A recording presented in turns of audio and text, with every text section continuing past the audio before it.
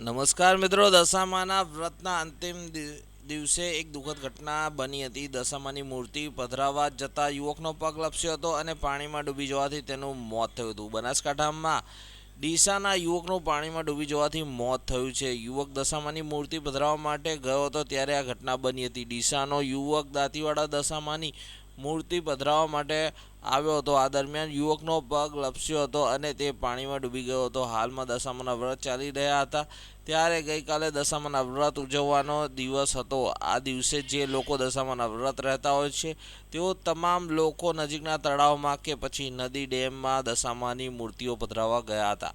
આ દરમિયાન બનાસકાંઠાના ડીસાનો યુવક પણ તેની પત્ની સાથે દાંતીવાડા દશામાની મૂર્તિ પધરાવવા માટે ગયો હતો. આ સમયે યુવકનો પગ લપસ્યો હતો અને તે પાણીમાં ડૂબ્યો હતો. પાણીમાં ડૂબી જવાથી યુવકનું ઘટના સ્થળે જ મોત થયું હતું. દશામાની મૂર્તિ પધરાવવા જતાં યુવકનું પાણીમાં ડૂબવાથી મોત થયું હતું. તેનું ઘટના સ્થળે જ મોત થતાં ચકચાર મચી ગઈ હતી. મોત થયા બાદ પોલીસને જાણ કરવામાં આવી હતી અને હાલમાં યુવકના મૃતદેહને પીએમ માટે હોસ્પિટલ ખસેડવામાં આવ્યો છે. પોલીસે સમગ્ર ઘટના મામલે તપાસ હાથ ધરી હતી. મિત્રો, આવી ઘટના બનતાની સાથે ચકચાર મચી જવા પામી છે. તમારું શું કહેવું છે આના વિશે કમેન્ટ કરીને જરૂરથી જણાવજો. આવા જ વિડીયો જોવા માટે અમારી ચેનલને સબસ્ક્રાઈબ કરી લેજો.